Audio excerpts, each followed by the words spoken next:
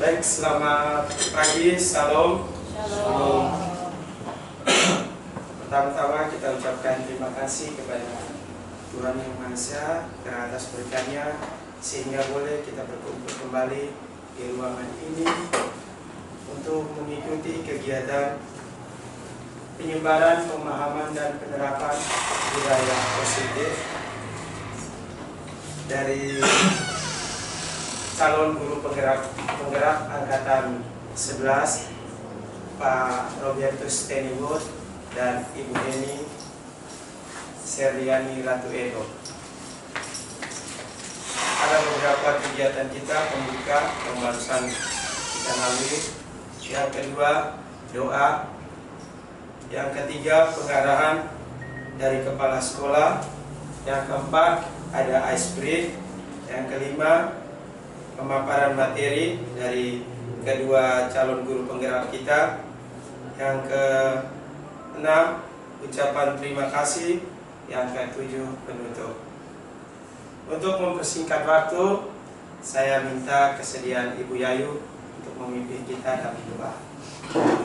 Pada itu saya persilakan.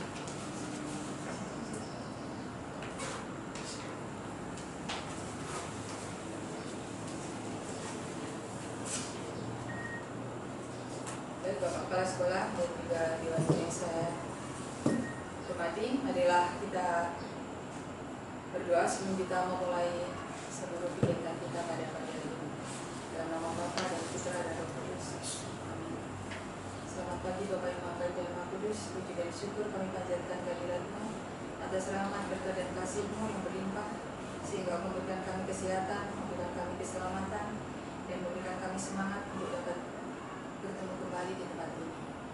Ya Bapak, pada saat ini kami akan memulai seluruh rangkaian kegiatan kami, terutama kegiatan untuk calon guru penggerak yaitu Bapak Robi dan Ibu Eni. Kiranya Engkau memberkati keduanya ya Bapak, memberikan kelancaran, memberikan juga kesuksesan dalam setiap langkah yang dia ambil, sehingga dapat melalui proses yang dia lalui dan dapat lulus dengan baik. Kami juga mohon berkat-Mu bagi kami, kepala sekolah dan juga guru-guru, kiranya Engkau memberikan kami semangat persatuan dan juga semangat untuk saling berdukung satu dengan yang lain, sehingga kami dapat mengembangkan sekolah ini bersama-sama menuju sekolah penggerak yang maju, sekolah penggerak yang dapat memotivasi para siswanya sehingga kami dapat membawa mereka kepada cita-cita mereka.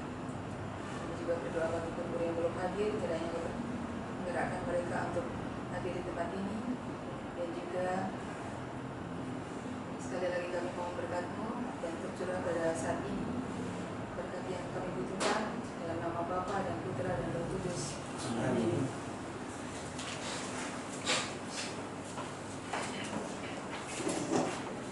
Terima kasih kepada Ibu Yayu yang sudah memimpin kita dalam doa. Selanjutnya saya serahkan kepada Bapak Kepala Sekolah untuk memberikan arahan tentang penyebaran, pemahaman dan penerapan budaya positif. Pada Bapak, waktu dan kesempatan saya persilakan. Baik, terima kasih Pak Ketua Komisi. Baik, selamat pagi Bapak Ibu sekalian yang saya hormati, saya kasih, saya banggakan yang sudah hadir pada kesempatan ini. Pertama-tama sekali lagi saya mengucapkan senantiasa bersyukur kepada Tuhan karena berkatnya, rahmat, kasih-Nya, serta kesehatan yang diberikan, kita semua boleh hadir, boleh bersama-sama kami mengikuti kegiatan diseminasi dari guru penggerak, calon guru penggerak yaitu Pak Robi dan Eni. Bapak Ibu yang saya kasih hormati, hari ini kita akan bersama-sama mengikuti beberapa pemaparan yang akan disampaikan oleh Pak Robi maupun Bu Eni terkait dengan salah satu materi yang diberikan tanggung jawab kepada mereka berdua untuk dapat mendiseminasi kegiatan pada hari ini. Oleh sebab itu saya berharap kepada kita semua, mari kita sama-sama saling kerjasama, kita saling mendukung untuk kegiatan ini bisa berjalan dengan baik, dengan lancar. Nah, kedepannya pasti kita semua akan ada di tempat yang saat ini, ya, situasi yang saat ini Bu Parobi dan Bu ini sedang ikut. Oleh sebab itu saya berharap mari kita sama-sama memberikan dukungan sehingga Pak Robi dan Bu ini bisa menyelesaikan tugas-tugas yang diberikan ini ya, sampai pada saatnya, ya, 6 bulan, kurang lebih 6 bulan ya Bapak Ibu, sehingga karena kedepannya mereka akan terus akan membutuhkan apa kita Bapak Ibu guru, ya, sekolah untuk bisa mengerjakan, bisa menyelesaikan tugas-tugas mereka. Jadi ketika nanti mereka membutuhkan, entah itu kita guru ataupun siswa, ya, saya berharap kita semua paham dan kita semua tahu tentang apa maksud dan tujuan ini. Seperti itu. Ya, kemarin Pak Robi menyampaikan kepada saya bahwa saya minta beberapa siswa untuk kita melakukan membuat video. Nah, ini salah satu program guru penggerak. Ya, dalam hal ini untuk bagaimana menciptakan atau membuat visi menciptakan seperti yang sudah kita lakukan pada beberapa waktu lalu, guru dengan budaya yang positif Bapak Ibu. Nah, budaya positif itu kita tahu semua budaya positif seperti itu. Ya, saya tidak perlu sebutkan, sebentar kita akan bahas bersama-sama seperti apa budaya, salah satu budaya positif. Jadi dengan adanya kita bersyukur bahwa kita punya calon guru penggerak ya, yang nantinya akan menerapkan semua yang mereka dapat di dalam pelatihan selama kurang lebih 6 bulan itu akan diimplementasikan di dalam sekolah kita, baik dalam terutama dalam proses pembelajaran, sehingga apa yang diharapkan dalam program-program kita ke depan bisa terwujud dengan baik. Mungkin itu saja yang bisa saya sampaikan. Sekali lagi mari kita sama-sama mendukung kegiatan ini sehingga kegiatan ini bisa berjalan dari awal hingga nanti akhir. Baik, itu saja. Terima kasih atas perhatian dari kita semua. Saya sampaikan selamat pagi, kurang memberkati kita semua.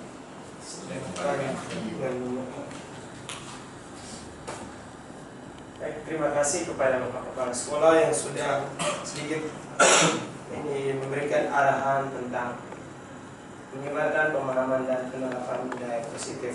Baik, selanjutnya kita ini sejenak ice break pada Ibu Heni. Seperti apa ice breaknya kita pakai musik.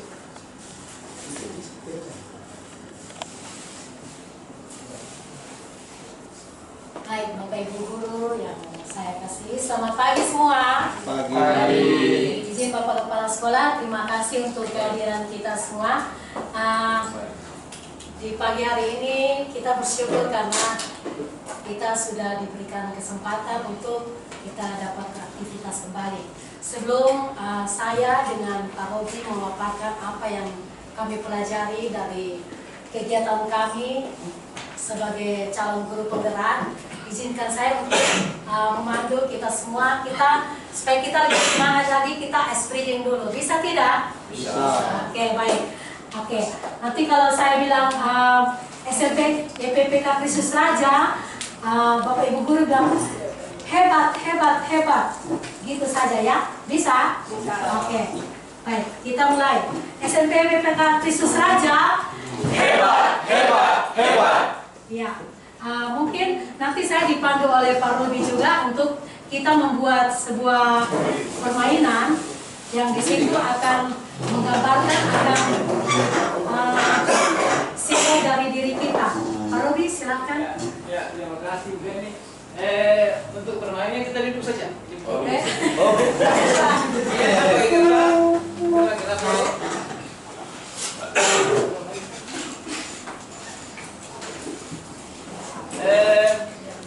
Kertas putih yang dibagi ini nanti Bapak Ibu silakan menulis apa saja deh, gambar apa saja, gambar ini gambar apa yang menggambarkan diri Bapak Ibu. Jelaskan gambar itu, bahwa gambar itu melambangkan diri saya. Contohnya seperti mau gambar pohon, Bapak itu adalah pohon. Terus dijelaskan sedikit pohon. Kenapa sampai Bapak Ibu menggambar pohon itu dengan diri Bapak Ibu? saja. Saya gambar apa saja yang Bapak Ibu yang anggap bahwa saya seperti pohon. Kenapa saya seperti pohon? Pohon itu kan pohon, tapi yang lebih ke inti yang mana? Mau buah atau akar atau batang? Contohnya kalau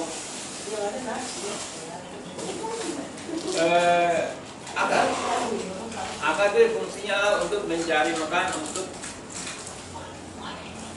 terserah buat apa dia, terserah. Waktunya berapa menit ya? Kita tidak lama ya, mungkin 2 menit saja. Ya. Bapak Ibu, mungkin saya tambahkan lagi. Contohnya seperti begini. Saya mengandaikan diri saya seperti lilin. Lilin itu berarti dia bisa menerangi. Dia berkaitan dengan pekerjaan kita di sekolah. Lilin itu dia bercahaya untuk menerangi para peserta didik misalnya. Seperti itu yang gambaran diri kita masing-masing. Silakan, mungkin Bapak Ibu punya persepsi berbeda dari yang contoh yang saya ambil, bisa.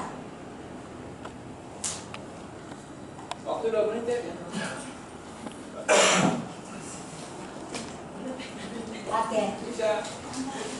Yang Nanti sudah bisa 2 orang kah? Atau orang? bisa Orang mewakili Bapak Kepala Sekolah, silakan. Mungkin satu lagi, Bapak Ibu Guru. Sudah Bapak jadi anak Ibu satu. Ibu Ros. Oh, itu.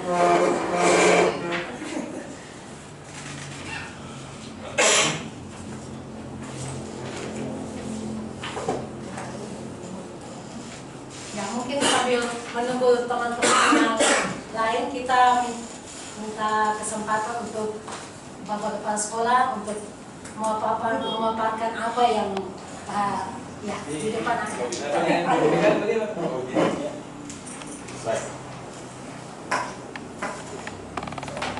Baik, kalau di sini saya lihat, Bapak Ibu bisa lihat saya menggambarkan sebuah roda. Ya. Kenapa saya gambar? Sebenarnya saya punya pikiran sebenarnya itu bulat saja sebenarnya sih. Ya. Kenapa? Ya, ada keterkaitan dengan kalau lingkaran atau bulatan dan lain sebagainya. Kenapa saya menggambarkan diri saya seperti ini? Yang pertama, Bapak Ibu, bahwa ketika lingkaran atau bulatan atau roda ini dia tidak ada ujungnya. Gitu. Artinya apa? Karena tidak ada ujung, maka atau roda ini dia akan berjalan terus, ya. Dia akan berputar ke arah kemana? Dia akan terus maju terus dan terus maju dan tidak akan pernah berhenti seperti itu. Ya.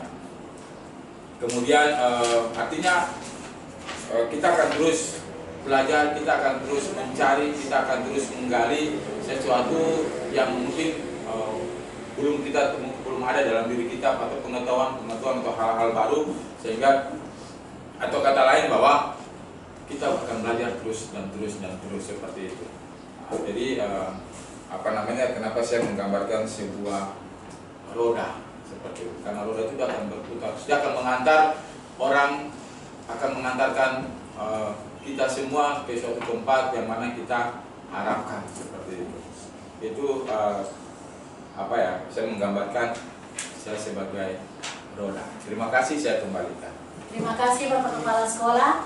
Mungkin ada dari salah satu ibu guru bisa maju ke depan untuk menyampaikan apa yang gambaran dari Bapak Ibu guru, silakan.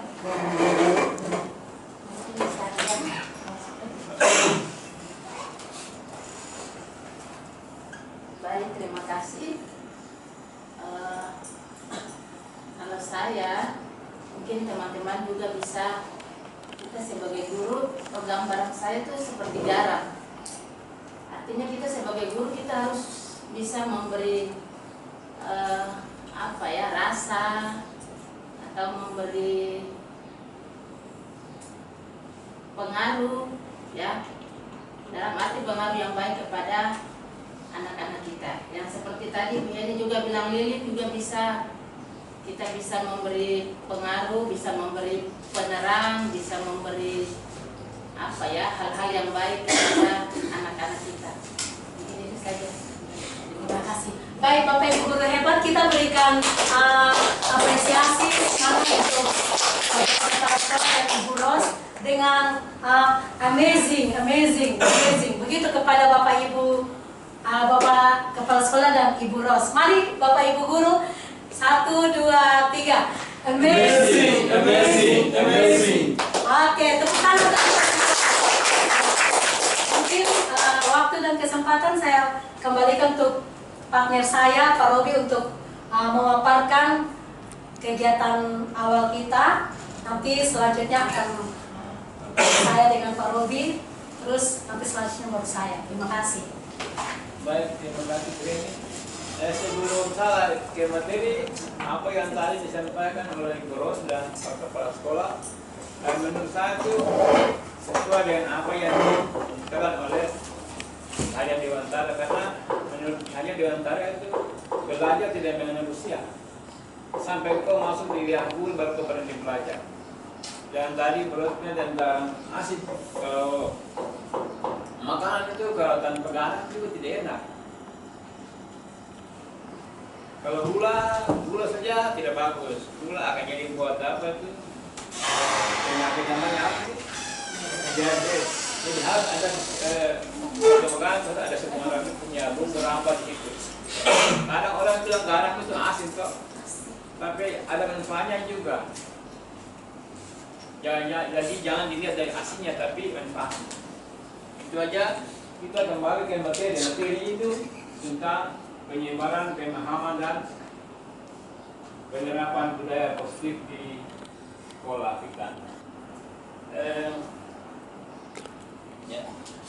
Konsep inti budaya positif itu ada 8 di situ. Yang pertama itu tentang perubahan paradigma belajar. Terus ada kebutuhan dasar manusia, ada yang namanya juga keyakinan kelas, disiplin positif, motivasi perilaku manusia, nilai-nilai kebajikan, posisi kita sebagai guru, terus ada yang namanya itu segitiga restitusi. Nah ini nanti kita belajar hari ini. Sebanyak berapa? 1, 2, ada 8. Ada 8 ini konsep ini dari budaya positif ini sudah. Jadi positif yang kita akan laksanakan di sekolah kita itu dengan punya konsepnya seperti ini.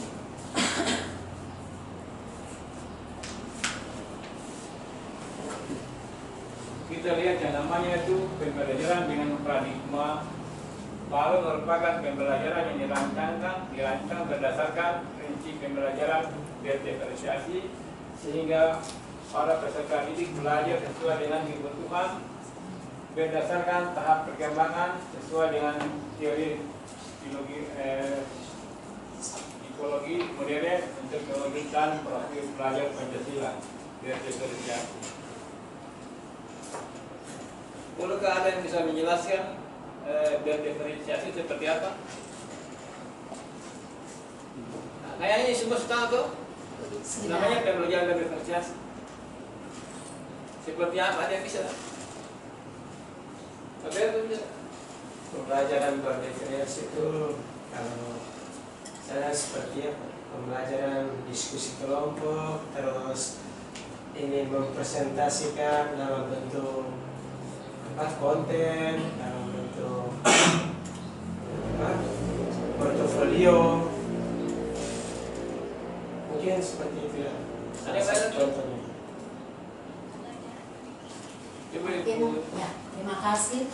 Mungkin dari saya akan menambahkan pembelajaran berdiferensiasi.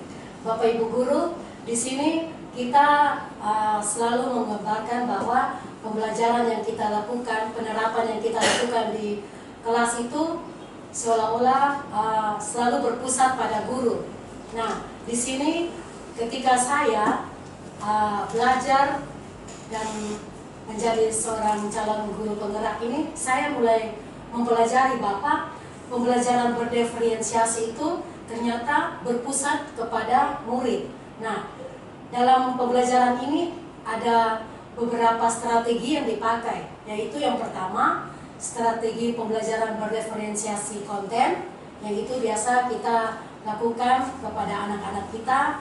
Contohnya seperti membuat video pembelajaran, terus pembelajaran berdiferensiasi proses, dan pembelajaran berdiferensiasi produk. Nah, dalam pembelajaran ini kalau yang saya pakai itu kebanyakan pembelajaran berdiferensiasi konten. Itu yang saya terapkan di dalam kelas. Terima kasih. Mungkin itu dari saya. Pembelajaran berdiferensiasi itu dia hanya ada 3. Konten, proses, dan produk. Di hal itu harus, bukan berarti 3 itu kita laksanakan pada pembelajaran, tidak. Tergantung dari materinya. Jangan karena pembelajaran berdiferensiasi jadi saya usahakan 3 semua. 3 itu tidak semua yang lebih. Kalau harus kenal tidak. Kalau di 3 konten itu hanya bisa, kalau bisa banyak bisa dilakukan pada pelajaran pendek, itu kalau bisa. Itu ada praktek, ada hasil ganjar ini, ada semua di situ. Kalau bidang studi lain bisa juga, tapi tidak mungkin pada satu hari ini 3 hal itu kalau kita laksanakan. Nah, dari itu semua dia punya pusatnya kembali kepada yang namanya apa nih, profil pelajar Pancasila ini. Yang kita wujudkan ini kembali kepada hal ini. Ada 6 dimensi profil pelajar Pancasila. Kadang kita usahakan supaya anak-anak itu bisa menghafal itu 6 dimensi. Tapi sebelum anak-anak ini mereka mengetahui 6 dimensi, kita harus tahu dulu. Dimensi pertama seperti apa sampai ke dimensi yang ke-6. Boleh kak? Dimensi pertama apa nih?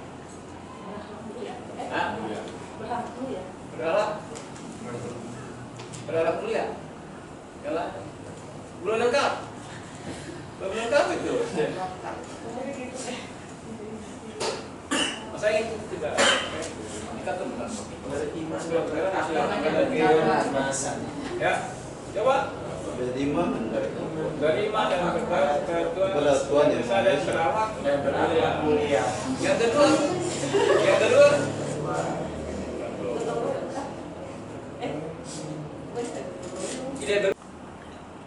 Yang berikut ilustrasi bahwa semua penguatan positif, efektif, dan bermanfaat. Menurut Bapak itu gimana? Ini seperti nasihat-nasihat yang bagus-bagus lah. Apakah bisa itu ada efektif, bermanfaat itu tidak? Kita lihat kepada siswa lah. Contohnya bikin Bapak Ibu nasihat setiap anak, apakah ada manfaatnya buat dia atau tidak? Bagaimana? Ada yang tergantung siswa itu, artinya kalau dia berpikir bahwa apa yang disampaikan itu bermanfaat bagi dia, pasti dia ada punya perubahan lah seperti itu. Tapi kalau dia sendiri kayaknya itu omong kosong saja, yang berarti kembali kepada dia sendiri. Tadi kan Ibu bilang kembali ke diri dia itu apa sih? Kenapa sampai dia buat itu? Ada lagi punya itu. Kan kadang kita bicara seperti baru sampaikan, tetapi anak itu tidak berubah. Dia tetap seperti yang sama. Itu berarti kenapa sampai dia berubah? Karakternya. Nah itu nanti sebentar baru kita masuk di apa yang namanya itu materi yang namanya segitiga restitusi. Ada punya pemecahan masalahnya di situ. Tapi kita langsung ilustrasi bahwa kritik yang membuat rasa bersalah mampu menguatkan karakter. Bagaimana bisa? Dia punya ilustrasinya begini bahwa kritik membuat rasa bersalah mampu menguatkan karakter seseorang.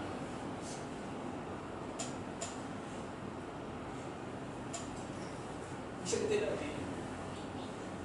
Ini kritik ini. Apakah itu kritik yang membangun atau yang menjatuhkan? Tapi di sini dia bilang bisa, apakah dia bisa menguatkan karakter seseorang?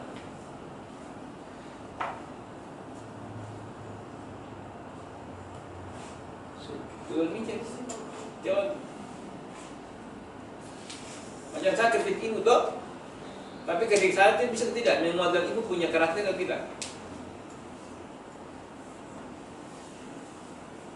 Kalau saya tergantung dari artinya gini. Saya seperti Pak ambil contoh misalnya Pak mengkritik seseorang, ya artinya itu ada dua yang nanti akan timbul dalam dirinya. Itu sebagai bahan yang mungkin kalau itu bersifat kritik positif, dia akan bangkit dari atau mungkin melakukan sebuah perubahan dari kritikan itu. Tapi terkadang kritikan itu bisa membuat dia akhirnya down, misalnya ternyata saya seperti ini, seperti itu. Nah, kita kembali seperti di ilusi mengontrol misalnya setiap orang siswa atau murid. Kadang hal ini bisa membuat dia memang dia bisa menerima sebuah kenyataan seperti itu, ataupun dia bisa berbalik dalam arti misalnya yang kritik pun juga tidak melakukan hal seperti itu atau tidak melakukan hal-hal yang positif misalnya. Nah, itu. Jadi memang mengilusi bahwa kritik dan membuat rasa bersalah itu mampu menguatkan karakter, bisa kembali kepada seseorang yang juga bisa.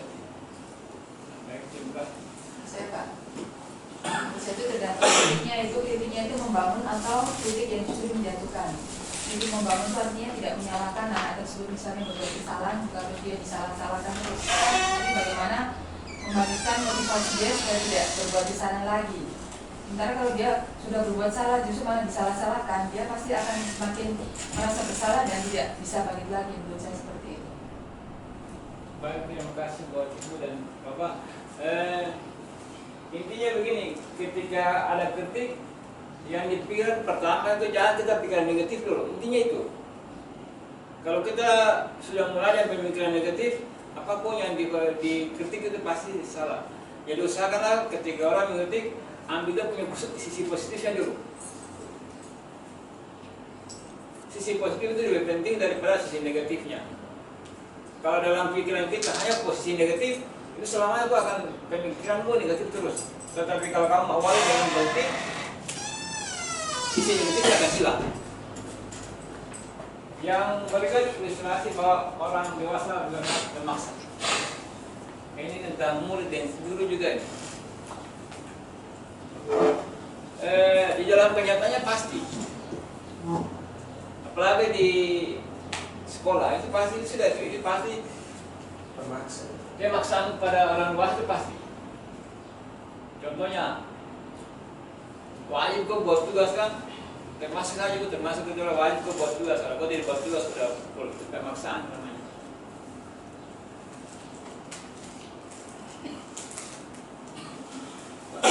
Orang dewasa berhak. Kalau menurut Bapak Ibu bagaimana? Apakah orang dewasa berhak untuk memaksa sesuatu? Tidak. Baik, kalau saya sebenarnya terkadang itu yang terjadi dalam keadaan nyata, situasi yang nyata. Artinya merasa bahwa saya ini lebih dewasa, saya lebih umur lebih tua dan lain-lain. Kalau atau mungkin saya ini guru, saya lebih paham, sehingga dia akan memaksakan sesuatu kepada siswa, misalnya tadi Pak contoh misalnya kerjakan tugas ini dan sebagainya, atau seperti itu keadilan dan lain sebagainya, berpakaian, misalnya seperti sebuah aturan atau tata tertib. Namun kita kembali bahwa kita juga harus memberikan sesuatu yang kita menganalisa sebuah masalah sebenarnya. Gitu. Artinya walaupun memang kita paham dan kita tahu mungkin kita melakukan kenapa sampai dia tidak bisa melakukan ini, itu kan pasti kita melihat sesuatu yang menganalisa, sehingga ya terkadang gitu ya, terkadang kita lupa bahwa memang kita ini lebih berhak atau kita dewasa kita lebih berhak untuk memaksa. Tapi kalau menurut saya mungkin kita lebih melihat bahwa kenapa sampai dia melakukan hal itu, dia tidak melakukan hal itu, mungkin ada sesuatu alasan tertentu sehingga dia tidak melakukan.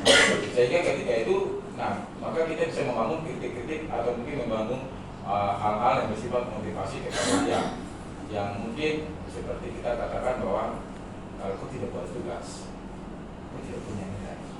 Itu ini hal-hal budaya positif yang mungkin kita membangun dalam Tuhan Bapa yang memberikan motivasi membangun pikiran positif dalam dirinya seperti itu. Terima kasih. Baik, tingkat Pak, yang lain lagi. Mungkin saya ini berkaitan dengan pemahaman saya tentang miskonsepsi tentang teori kontrol. Bapak Ibu yang hebat, di sini menggambarkan akan tindakan kita sebagai Bapak Ibu guru pada saat melakukan miskonsepsi terhadap peserta didik atau anak-anak kita. Nah, di situ ada ilustrasi guru mengontrol murid. Contohnya mungkin pada saat kita memberikan salah satu hukuman, bahwa di situ kita tahu bahwa nanti anak-anak akan mengikuti apa yang kita suruh. Terus ilusi bahwa semua penguatan positif, efektif, dan bermanfaat. Kita yakin bahwa apa yang kita buat, apa yang kita lakukan terhadap anak itu akan bermanfaat. Contohnya seperti misalnya kita bilang kita memberikan hukuman kepada anak-anak. Mungkin dia datang terlambat, terus kita bilang, ayo kau lari keliling lapangan misalnya. Nah, kita rasa itu bermanfaat. Ternyata setelah kita mempelajari tentang saya mempelajari tentang segitiga restitusi, di situ diajarkan juga bahwa apa yang kita lakukan, apa yang kita terapkan itu salah. Itu sesuatu kebiasaan yang negatif. Nah, setelah kita masuk pada ilusi bahwa kritik dan membuat yang bersalah menguatkan karakter. Nah, itu juga menggambarkan bahwa ketika kita berbicara bahwa anak-anak harus mengikuti apa yang kita suruh atau kita perintahkan, itu membuat anak-anak menjadi salah satu kebiasaan mereka untuk ingat apa yang kita lakukan terhadap mereka. Itu merubah karakter mereka sendiri. Nah, ilusi bahwa orang dewasa berhak memaksa. Nah, ini yang seringkali terjadi pada diri kita, Bapak Ibu guru. Termasuk saya juga, itu setelah saya pelajari tentang budaya positif ini, saya baru mengetahui bahwa ternyata apa yang kita lakukan selama ini, yang kita terapkan, kebiasaan disiplin positif kepada anak itu bukan begitu caranya. Nanti kita akan belajar lagi tentang bagaimana cara kontrol, posisi kontrol terhadap peserta didik kita, posisi kontrol manusia nanti akan dipaparkan oleh saya. Terima kasih. Baik, kita kayak ilustrasi bahwa semua penguatan positif, efektif, dan bermanfaat. Seperti yang tadi Bu ini bilang bahwa lari ketika anak terlambat itu, terus dia lari, terus dia lari keliling lapangan 2 kali. Di situ dia akan kembali ke kita punya keyakinan kelas. Di situ keyakinan kelas itu ada hukuman, konsekuensi dan hukuman itu beda. Konsekuensi itu karena kita sudah menetapkan dalam kita punya keyakinan kelas itu. Dan ketika hukuman itu kita buat, apakah hukuman itu seperti hukuman fisik untuk membuat anak itu dia merasa down atau tidak. Tapi kalau hukuman itu bermanfaat untuk anak itu, menurut jasa pelajar itu tidak, karena konsekuensinya kita sudah masuk karena kita punya keyakinan kelas tadi. Jadi tidak semua hukuman itu yang kita berikan itu yang penting sesuai dengan kita punya keyakinan kelas itu peraturan. Nah, nanti kan sebentar baru dijelaskan oleh Ibu Emi.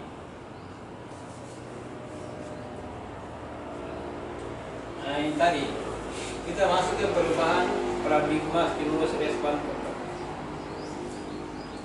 kependidikan teori kontrol. Nah, stimulus itu ada stimulus, ada teori kontrol. Itu yang disebut dengan stimulus itu realitas itu kebutuhan kita sama. Yang kita tadi bilang bahwa kadang dilihat bahwa kebutuhan kita sama. Padahal kalau masuk ke nyatanya kan tidak. Mereka kebutuhan kita berbeda. Contohnya HP. Kebutuhan kita sama tuh. Tapi ada yang merasa bahwa HP jadi penting buat dia. Tapi semua orang pegang HP. Berarti kita anggap bahwa ada yang punya kebutuhan hanya HP itu dipergunakan untuk telepon saja. Tapi orang lain tidak, dia gunakan untuk main game, bisa buat yang lain. Yang berikut, semua orang melihat hal yang sama. Semua orang memiliki hal yang berbeda. Resikonya itu semua orang melihat hal yang sama, sedangkan dari kontrolnya semua orang memiliki hal yang berbeda. Semua orang melihat hal yang sama. Karena kalau kita lihat dari jauh kan kita sama, kan? Tapi kita mendekati beda sedikit. Yang lebih nyatanya itu kan orang anak gambar tuh. Gambar kadang yang bilang sama, padahal kan tidak.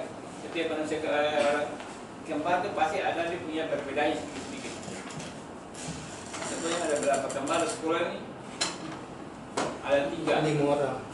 Dengan kalau secara fisik kita kan sama, tetapi kalau begitu teliti perbedaan. Dan dia punya sifatnya. Kalau gambar yang 2, kita lihat yang beda tuh, ada yang kurus, harus gambar.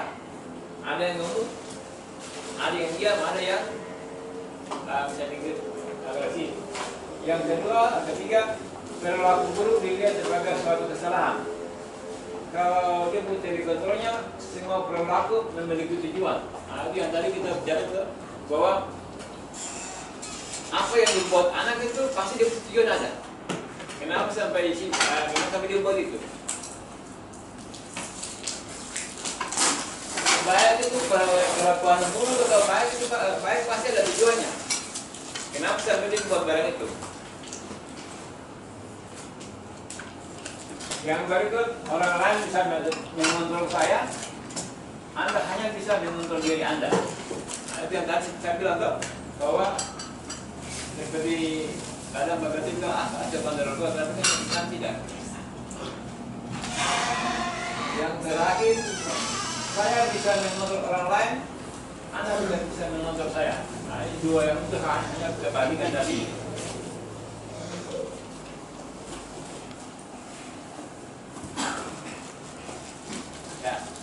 Berikut, pemaksaan ada pada saat tujuan gagal. Kolaborasi, itu dari kontrolnya tuh kolaborasi dapat menciptakan pemilihan baru.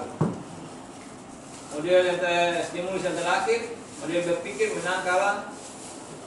Dari kontrolnya berpikir menang-menang saja. Nah, seperti yang tadi kita bilang bahwa kritik tadi.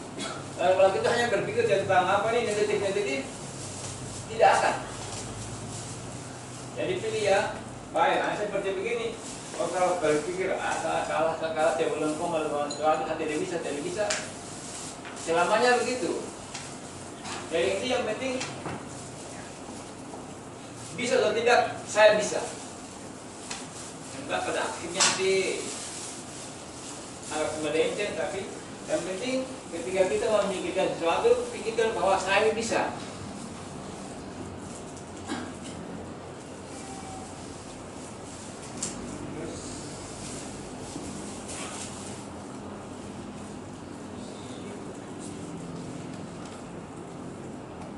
Nah, kita masuk ke disiplin positif.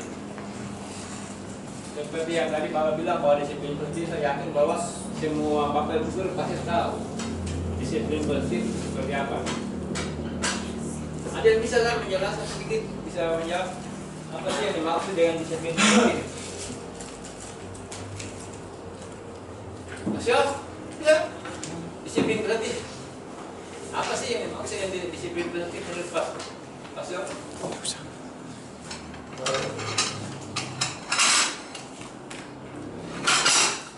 Kalau menurut saya disiplin positif itu bisa kalau untuk kita sendiri itu hanya apa misalnya seperti tanggung jawab kita, dan kalau guru harus mengajar jam segini, mengajar pada jamnya. Terus kalau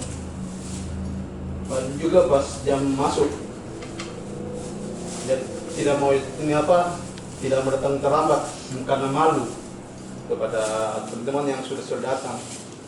Iya, yang pasal bilang anggapnya disiplin tentang waktu. Tapi lebih kepada apa sih yang maksud dengan disiplin? Disiplin itu seperti apa?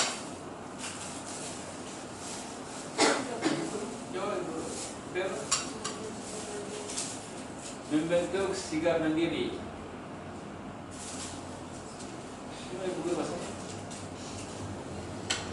Apa sih?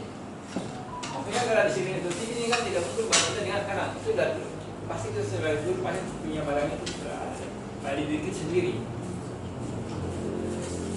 Disiplin positif.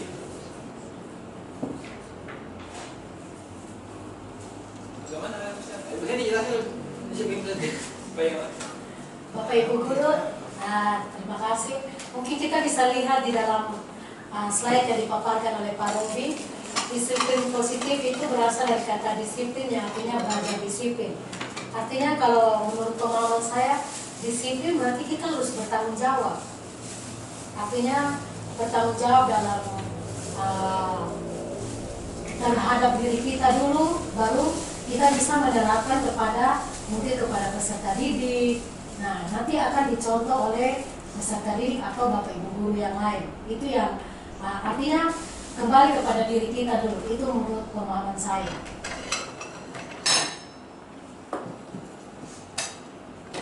Disiplin positif itu sesuatu perbuatan yang dilakukan untuk menjadi dasar untuk membuat orang lain lebih baik lagi.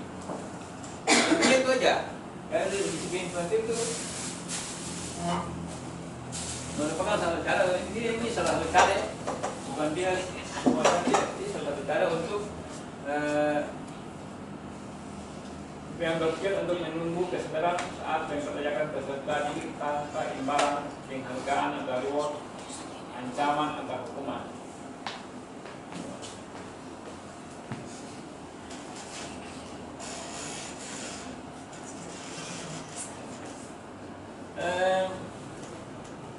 Di dalam nilai-nilai disiplin itu ada namanya kebajikan universal. Kita mulai yang namanya nilai-nilai kebajikan adalah sifat-sifat positif manusia yang merupakan tujuan mulia yang ingin dicapai setiap individu. Pasti Bapak Ibu punya nilai-nilai kebajikan ada pada diri Bapak Ibu sendiri. Dan nilai-nilai kebajikan itu seperti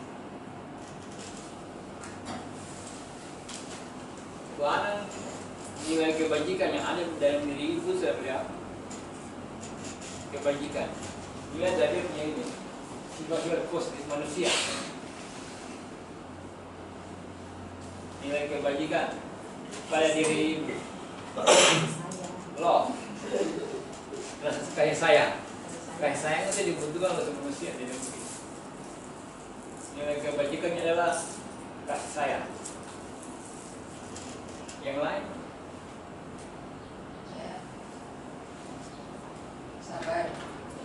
Sabar.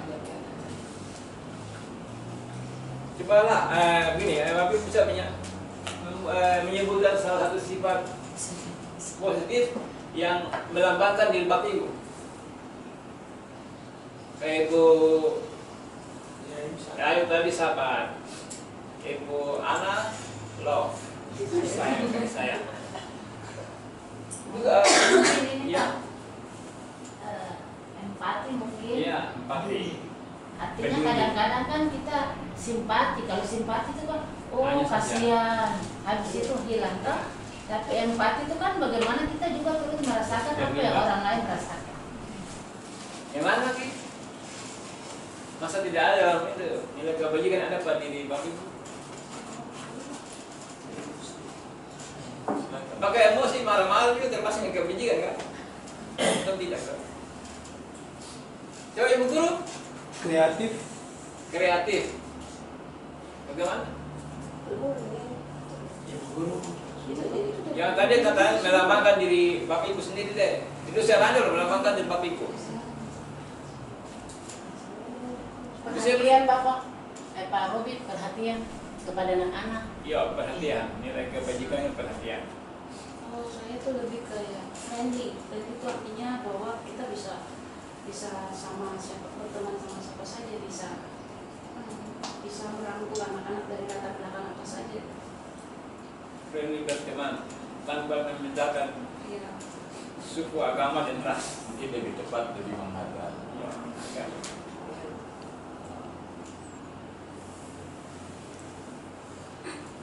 Ibu Guru. Ya, kita lanjut ke berikutnya. Nilai yang disepakati bersama lintas bahasa, agama maupun latar belakang dari seperti yang disebut dan takwa kepada Tuhan Yang Maha Esa. Pada hari jiwa ujungnya ada yang namanya berakhlak mulia, mandiri, bernalar kritis, berkebinekaan global, bergotong royong dan kreatif.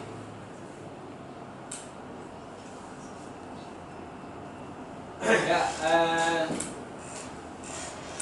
demikian materi yang sebenarnya materi banyak, tapi karena kami ini berdua berkolaborasi, jadi kami bagi. Jadi yang pertama dari awal sampai di kebutuhan dasar manusia, nanti dibawakan dilanjutkan oleh Ibu Heni. Ibu Heni, silakan.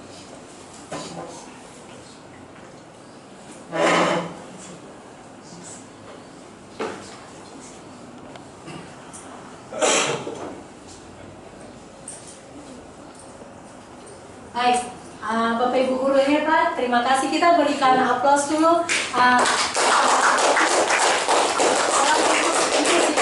Oke, kita sama-sama berikan aplaus dalam bentuk amazing. Misalnya gini, amazing, amazing, amazing. Ke Pak Robi ya, bukan ke saya. Oke, kita sama-sama. 1, 2, 3. Amazing, amazing, amazing. Oke, kita memang kita ini juga baru belajar, cuma mari kita sama-sama berbagi apa yang kita dapat dan apa yang kita pelajari. Nah, disinilah yang akan saya dengan Pak Robi paparkan. Nah, di sini saya akan melanjutkan hasil paparan kami berdua tentang kebutuhan dasar manusia. Nah, kita bisa sama-sama melihat bahwa kebutuhan dasar manusia itu adalah segala sesuatu yang kita lakukan untuk mendapatkan apa yang kita inginkan. Seluruh tindakan yang kita lakukan memiliki tujuan tertentu, dan semua usaha baik yang kita lakukan adalah rangka agar kebutuhan dasar kita terpenuhi dengan baik. Bapak Ibu, kalimat ini memang yang sering kita lakukan dan terjadi dalam kehidupan kita. Kebutuhan dasar manusia itu ada 5 macam yang akan kita pelajari bersama-sama pada sesi ini. Nah, sebelum saya kembali kepada penjelasan saya ingin bertanya kepada Bapak Ibu Guru dulu. Mungkin Bapak Ibu Guru bisa menyebutkan kira-kira kebutuhan dasar apa yang kita lakukan dan kita jalankan setiap hari. Mungkin ada dari Bapak Ibu atau Bapak Kepala Sekolah, silakan. Salah satunya apa kebutuhan dasar manusia? Dari saya? Ya, silakan Pak Cos. Makan. Makan, oke. Dan minum.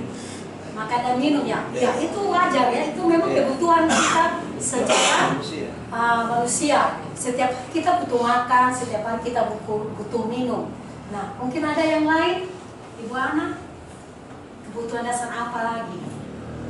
Kebutuhan akan dasar awal, kebutuhan akan kasih sayang, dan kebutuhan fisiologis itu makan, minum, pakaian, air, tempat tinggal. Ya, mantap. Itu sudah disebutkan oleh Ibu Ana. Mungkin ada yang lain lagi? Bapak? 5 kebutuhan dasar manusia itu saya rasa tentang kesehatan, ya. Kesehatan kita perlu atau tidak? Perlu. Kita butuh kesehatan. Kalau kita ke sekolah, kita harus sehat dulu. Kalau kita tidak sehat, mungkin kita tidak bisa bekerja, kita tidak bisa beraktivitas, kita tidak bisa mengajar. Itu kebutuhan yang ada pada diri kita. Nah, selain itu apa? Ada lagi tempat tinggal. Ya, Ibu. Rasa kasih sayang dan diterima. Kasih sayang, benar sekali. Kebutuhan itu perlu ya, kasih sayang antara suami istri, antara anak, atau kepada kita Bapak Ibu guru.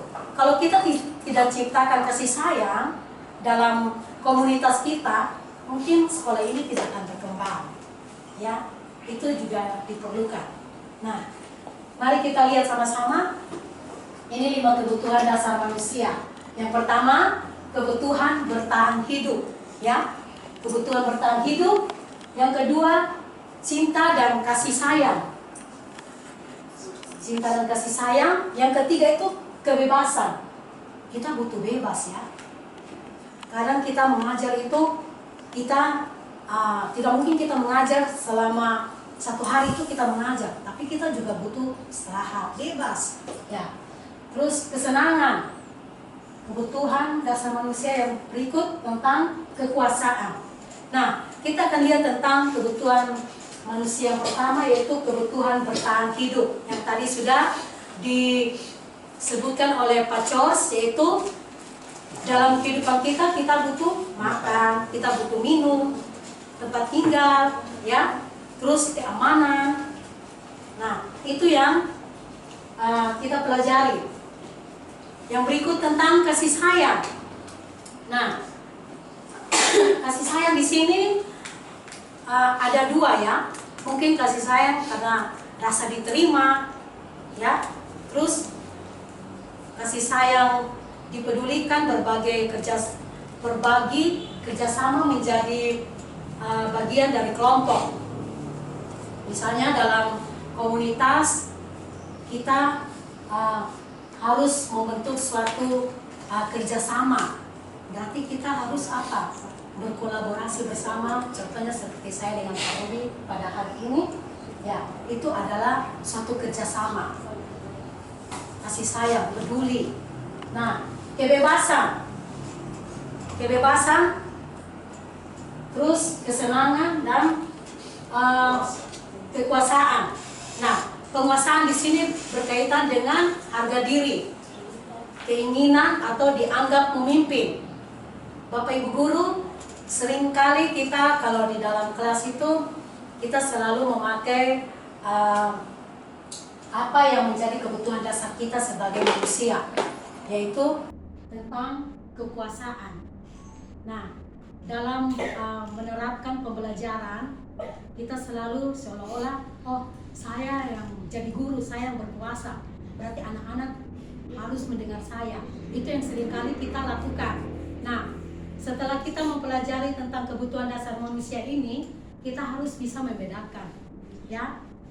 Terus tentang mandiri, memiliki pikiran yang mencoba hal-hal yang baru. Nah, ini juga salah satu kebutuhan dasar manusia. Mencoba hal-hal baru yang seperti apa? Seperti yang mungkin Bapak Kepala Sekolah memberikan arahan kepada kita, atau teman-teman guru yang sudah pandai dalam IT mungkin berbagi kepada kita tentang bagaimana cara membuat Canva, membuat video pembelajaran. Nah, itu di situ kita memiliki pilihan untuk mencoba belajar hal-hal yang baru. Itu kebutuhan ya Bapak Ibu sebenarnya. Terus yang berikut tentang kesenangan. Nah, dalam belajar, dalam menerapkan pembelajaran di kelas, kita juga butuh untuk refreshing, senang, ya. Bukan hanya kita belajar dari jam pertama sampai jam terakhir terus, tidak. Tetapi kita juga artinya dalam penyampaian materi, kita juga perlu membuat salah satu game supaya anak-anak didik kita itu tidak rasa jenuh dan bosan.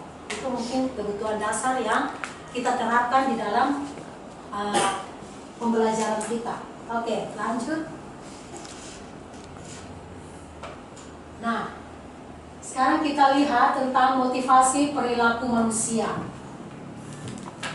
Ini yang ada pada diri kita ya Bapak Ibu Guru. Saat guru memahami ketiga motivasi perilaku manusia, maka guru dapat memilih motivasi apa yang ada pada murid. Jika murid memilih motivasi menghindari ketidaknyamanan atau hukuman dan mendapat imbalan atau penghargaan dari orang lain, maka motivasi yang berasal dari diri anak masih eksternal. Tetapi jika guru berupaya untuk membutuhkan motivasi internal dalam diri siswa agar mereka dapat menjadi diri sendiri dengan nilai-nilai yang mereka percaya, sebaiknya hindari hukuman dan penghargaan berlebihan agar minimalisir motivasi eksternal pada murid. Nah, ini juga kita sudah terapkan dan kita lakukan, tetapi kita belum tahu kira-kira kita apa yang kita terapkan itu ada pada posisi eksternal atau dalam posisi sebagai mengontrol diri anak kita. Nah, Bapak Ibu, mungkin lanjut. Kita bisa lihat motivasi perilaku manusia untuk menghindari ketidaknyamanan atau hukuman. Dalam pembelajaran, seringkali kita temukan anak-anak didik kita itu untuk menghindari ketidaknyamanan atau hukuman, mereka selalu mengikuti apa yang kita katakan atau apa yang kita perintahkan. Misalnya, kau harus kerjakan tugas ini sampai selesai. Nah, itu yang sering kita lakukan. Terus, untuk mendapatkan imbalan atau penghargaan dari orang lain, biasanya kita melihat anak-anak kita itu dia melakukan sesuatu, dia harus misalnya dipuji oleh ibu guru atau bapak guru, wah anak ini mantap, anak ini bagus. Nah, itu yang sering terjadi. Terus untuk menjadi orang yang mereka inginkan dan menghargai diri sendiri dengan nilai-nilai yang mereka percaya. Nah, motivasi perilaku manusia yang ketiga ini yang kita harus terapkan. Jadi, Bapak Ibu Guru, dalam kegiatan kita, pembelajaran di kelas, maupun dalam membentuk karakter para peserta didik kita, ini yang harus kita lakukan untuk menjadi orang yang mereka inginkan. Jadi sebagai Bapak Ibu Guru, kita misalnya kita mendapatkan anak yang mungkin karakternya itu agak sedikit aktif ya, istilahnya selalu aktif di dalam kelas, tidak bisa diam, tidak bisa ditegur ya. Nah, apa yang harus kita lakukan? Yang harus kita lakukan itu kita menanyakan dulu kira-kira alasan apa yang dia buat sehingga terjadi seperti itu. Nah, mari kita akan lihat pada keyakinan kelas nanti. Oke, ini bentuk-bentuk dari hukuman. Yang pertama itu tidak terencana, tiba-tiba ya Bapak Ibu Guru. Kalau hukuman yang kita berikan kepada anak-anak itu kan tidak mungkin kita dari rumah, oh sebentar saya sudah harus hukum ini si A misalnya. Tidak mungkin ya, itu yang terjadi. Terus murid tidak tahu apa yang akan terjadi dan dilibatkan. Memang kenyataannya begitu. Setiap pagi mungkin anak-anak kita datang, dia tidak tahu bahwa hari ini pasti dia akan dapat hukuman atau sanksi. Nah, bersifat satu arah, itu yang sering terjadi. Si A, kau tidak pakai topi. Kau misalnya kaos kakimu tidak tidak dicuci, atau misalnya sepatumu tidak sesuai dengan apa yang dibuat oleh peraturan dalam sekolah. Misalnya sepatu memakai sepatu hitam, ternyata dia datang dengan sepatu putih. Nah, itu yang sering kita lakukan. Hukuman itu yang biasa kita lakukan kepada anak-anak diri kita berupa kata-kata yang satu arah, terus berupa hukuman fisik atau psikis, ya.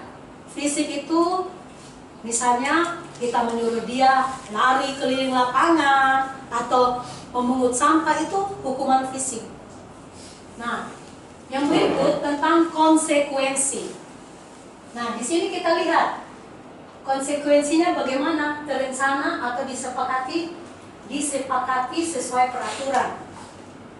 Yang berikut, murid tetap dibuat tidak nyaman. Bapak Ibu guru, pada saat kita memberikan hukuman kepada anak didik kita, itu mereka merasa tidak nyaman. Saya mungkin di sini saya akan membagikan sedikit cerita tentang waktu saya masih di SMA. Di situ waktu saya paling tidak suka mata pelajaran kimia. Nah, guru kimia ini dia orangnya galak sekali. Di situ saya disuruh duduk di depan, dan pada saat itu disuruh saya mengerjakan tugas, tetapi saya tidak tahu. Saya berpikir lambat sekali dan saya mendapatkan hukuman. Nah, Bapak Ibu guru, posisi seperti ini, akhirnya saya sebagai guru, saya ingat apa yang dulu saya punya Bapak Ibu guru lakukan terhadap saya. Sampai sekarang itu ingatannya itu secara psikis, ya, itu akan tetap diingat. Walaupun kita sampai tua tetap kita akan ingat. Nah, itu yang sering terjadi. Sikap guru selalu memonitor murid. Memonitor murid artinya, oh dia pantau terus ini murid yang nakal-nakal ini. Ya, itu yang sering terjadi. Nah, berikut tentang restitusi. Proses menciptakan kondisi bagi murid untuk memperbaiki kesalahan. Nah, ini yang akan kita pelajari. Di mana tadi kita sudah melihat apa yang kita terapkan di dalam lapangan, di dalam kegiatan pembelajaran kita, ya. Sekarang kita diajak untuk melihat restitusi, tindakan yang baik yang untuk kita terapkan. Kira-kira bagaimana? Nah, proses menciptakan kondisi bagi murid untuk memperbaiki kesalahan. Prosesnya itu bagaimana? Ya, kira-kira bagaimana sih supaya kita tidak usah memakai tindakan hukuman, tidak memberikan sanksi. Kira-kira bagaimana? Nah, proses kolaboratif yang mengajarkan murid untuk mencari solusi sendiri. Nah, itu juga perlu ya Bapak Ibu guru. Jangan kita hanya terpaku pada posisi kontrol kita sebagai guru, tetapi kita harus berkolaborasi bersama dengan anak didik kita. Misalnya dia melakukan hal yang salah, kita jangan langsung mencas dia bahwa kok salah. Tetapi mari kita berkolaborasi bersama-sama, mencari tahu dulu kira-kira apa sih yang membuat dia melakukan hal seperti itu. Lanjut. Nah, ini posisi kontrol seorang guru. Yang pertama, posisi kontrol kita itu sebagai penghukum. Yang kedua, bisa sebagai teman. Yang ketiga, sebagai manajer. Yang keempat, sebagai pemantau. Dan yang kelima, sebagai pembuat rasa bersalah. Sebelum saya lanjut, mungkin ada Bapak Ibu guru yang bisa menjelaskan kira-kira posisi kontrol seorang guru sebagai penghukum itu contohnya seperti apa? Silakan. Kira-kira seperti apa? Atau mungkin ada di antara kelima posisi kontrol ini, siapa yang bisa menjelaskan salah satu? Mari Bapak Ibu. Kalau penghukum, Ya, silakan Bapak. misalnya kita sebagai seorang guru atau mungkin kepala sekolah sebagai, terkadang saya juga seperti itu tadi jelaskan, saya berpikir juga saya ada di dalam hal-hal yang tadi disampaikan. Terkadang tidak mengontrol, tadi kan kontrol itu harus ada dalam diri kita. Terkadang itu tidak menjadi sebagai pengontrol kita. Nah, terkadang kita juga bisa sebagai penghukum. Dan penghukum itu kadang-kadang ya kita tidak melihat, seperti saya katakan bahwa kenapa dia melakukan hal ini. Karena sudah ada tertanam sesuatu yang ada dalam diri kita. Makanya siswa yang si A kalau dia salah, apapun ceritanya, tetap kita akan berikan hukuman. Gitu. Karena sudah ada bencas dalam minggu dia tetap anak ini memang tukang buat begini, tukang buat salah, walaupun memang sekalipun itu hal kecil. Nah itu kadang itu makanya kita sebagai pemuku ya mau apa dia lakukan seperti tadi Ibu katakan bahwa terkadang ya situ yang karena saya katakan bahwa ada beberapa anak yang selalu saya menjadi perhatian saya karena itu ya apapun sedikit salah mereka akan menjadi perhatian saya. Nah bisa jadi saya sebagai pemuku seperti itu, saya sebagai pemuku terkadang tadi ada secara fisik maupun secara psikologi seperti itu. Nah kalau mungkin merasa seperti juga sebagai pemantau ya, Ibu, kadang sebagai pemantau, ya, itu juga memang saya sadar bahwa saya lakukan, ya artinya karena pikiran saya bahwa saya mau merubah mereka. Kadang-kadang seperti yang saya di lapangan juga saya sebagai mengontrol, pemantau, saya melihat si A ada di si B, siswa ini ada tidak, siswa ini ada tidak. Nah seperti itu, itu sebagai pemantau. Kemudian juga sebagai teman. Ya, terkadang ya sudah kita merangkul anak-anak kita, bukan saja mereka yang terkadang kan yang menjadi perhatian kita ini mereka yang gitu. Ya, tetapi mereka yang ada di antara ter ini kita tidak terlalu jangankan itu, nama pun kita tidak tahu, gitu. Nama pun kita tidak tahu, berarti kan kurang perhatian. Artinya sebagai teman bagaimana kita mampu merangkul, kita mampu menjadi sahabat untuk mereka, sehingga disitulah ada sebuah kebebasan yang muncul dari dalam diri siswa. Dia bisa menceritakan, dia bisa menyampaikan, bahkan curhat pun juga bisa dilakukan karena kita menjadikan diri kita sebagai seorang guru atau mungkin kepala sekolah sebagai seorang teman. Kemudian sebagai manajer, artinya bisa menjadi seorang pemimpin, baik itu guru maupun kepala sekolah. Bagaimana dia bisa mengatur misalnya proses atau mengatur siswa sehingga tidak terjadi sesuatu, misalnya siswa itu tidak merasa bahwa dia akan melakukan hal-hal yang kita tadi bicara soal budaya positif seperti itu. Bagaimana supaya kita mengatur supaya siswa ini tidak melakukan sesuatu yang merasa yang akan merugikan orang lain, bahkan merugikan dirinya sendiri seperti itu, melakukan kesalahan seperti itu. Mungkin kita tahu kan kita sebagai manajer, bapak ibu guru di dalam kelas, sebagai kepala sekolah bisa memberikan arahan-arahan atau mengatur sistem sehingga anak kita tidak melakukan kesalahan. Kemudian ini saya semua. Kita tahu. Nanti bisa ada yang tambahkan. Ya, membuat rasa kontrol seorang guru sebagai pembuat atau kepala sekolah sebagai pembuat rasa bersalah. Terkadang itu yang seperti tadi saya katakan bahwa terkadang kita membuat diri kita, siswa kita ini merasa bersalah. Ya, karena tadi kita tidak melakukan sebuah proses penganalisan terhadap diri seorang siswa kenapa dia melakukan. Sehingga karena dia seperti itu seringkali melakukan hal seperti itu, melakukan hal yang mungkin merugikan atau melakukan sesuatu yang makanya ya sudah, kok tidak boleh begini, kok tetap karena kau sudah melakukan hal ini, maka ini bersalah. Nah itu hal-hal jangankan kita melakukan sebuah tindakan, bahasa kata dan bahasa yang kita keluarkan pun juga terkadang membuat siswa itu merasa bersalah. Tapi mungkin ya bagi saya adalah mungkin kita memberikan kesempatan untuk mereka bisa menyampaikan, dan juga mereka bisa menyampaikan dengan leluasa untuk memberikan alasan seperti itu. Baik, itu mungkin dari saya. Terima kasih. Terima kasih Bapak Ibu Guru. Mungkin kita berikan amazing dulu kepada Bapak Kepala Sekolah. 1, 2, 3. Amazing. Oke, teman. Bapak Ibu, materi ini sangat luar biasa.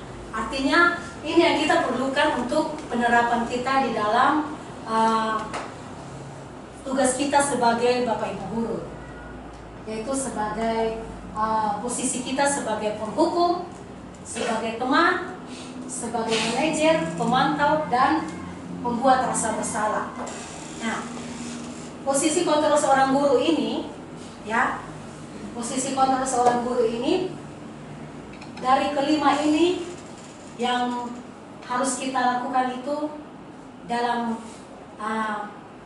tugas kita. Sebenarnya kita harus memposisikan diri kita sebagai manajer. Nah, nanti sebelum saya menjelaskan mengapa demikian, mungkin Pak Robi bisa menambahkan tentang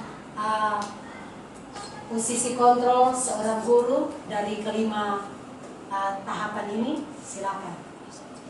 Terima kasih. Kalau saya sebelum mengikuti guru penggerak ini, saya punya posisi ada pada penghukum dan pembuat rasa bersalah. Itu saya. Kenapa saya bilang begitu? Penghukum itu kan sudah biasa kepada sedang pedangan. Itu hukum. Kalau membuat rasa bersalah itu sebenarnya kalimatnya berada ke positif. Tapi kalau masuk ke kontrol posisi tidak. Contohnya begini, ketika anak berbuat salah kita membanding-bandingkan. Contohnya seperti begini, ketika anak berbuat salah kita bilang begini, kok tidak saya hukum mama kak? Nah itu sebenarnya posisi yang salah. Itu karena itu membuat anak dia bukan berpikir bahwa tidak, karena dia berpikir begini. Kita naik guru bilang bapak ibu bilang begini salah, saya bersalah sama mama. Hal tidak boleh kalimat itu kita sampaikan, tidak boleh sebenarnya. Ada selang ini pasti, termasuk saja saya bilang begitu, aku tidak saya hukum mama kak, aku tidak saya ikut guru kalau guru, karena kalimat itu tidak boleh sebenarnya. Sedangkan teman itu saja kebanyakan kita ibu bapak guru juga terlalu dekat dengan anak. Sebenarnya tidak dekat dengan anak itu baik juga, tetapi kadang ketika kita dekat dengan anak itu merasa bahwa dia lebih tergantung kepada kita. Itu kan tidak boleh. Dan kebanyakan kalau itu terlalu dekat dengan anak, nanti anak itu beranggapan bahwa ibu guru itu yang terbaik atau bapak guru yang terbaik, bukan tidak. Jadi ketika ibu guru yang terlalu dia bangga itu tidak ada, anak itu akan jadi pusing sendiri karena ibu guru yang dia bangga itu tidak ada. Jadi anggap bahwa guru lain tidak sebaik dengan dia punya ibu guru yang dia banggakan itu. Sedangkan pemantau, nanti pemantau dijelaskan, masih lupa. Sebenarnya posisi kita sebagai guru itu di manajer bermanfaat kepala sekolah tidak. Manajer itu karena kita sebagai pemimpin pembelajaran di dalam kelas. Setiap guru itu sudah pasti manajer karena dia sebagai pemimpin pembelajaran dalam kelas. Soal jadi kepala sekolah yang lain hanya bonus. Itu aja. Ya, terima kasih. Kita berikan amazing dulu. Amazing.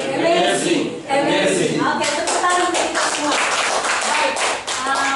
Tadi Bapak Kepala Sekolah dengan Pak Robi sudah menjelaskan untuk kita semua. Saya rasa sudah cukup ya. Kita sudah mengerti mengapa kita kira-kira kita nih ada di posisi mana. Nah, seringkali yang terjadi itu seperti yang tadi Pak Robi katakan, ya. Kita selalu memposisikan diri kita itu di posisi sebagai penghukum dan pembuat rasa bersalah. Itu yang kenyataannya. Tetapi mari kita diajarkan untuk belajar kembali kira-kira apa yang harus kita terapkan untuk anak-anak kita supaya mereka itu bisa membentuk diri mereka menjadi karakter yang baik. Nah, tadi Pak Robi sudah katakan bahwa sebagai manajer itu bukan berarti kita melangkahi Bapak Kepala Sekolah sebagai pemimpin kita, tetapi apa yang kita terapkan ini sebagai manajer itu tindakan kita ketika kita punya anak berbuat kesalahan, apa yang kita lakukan. Mari kita posisikan diri kita sebagai manajer. Lanjut Pak Robi.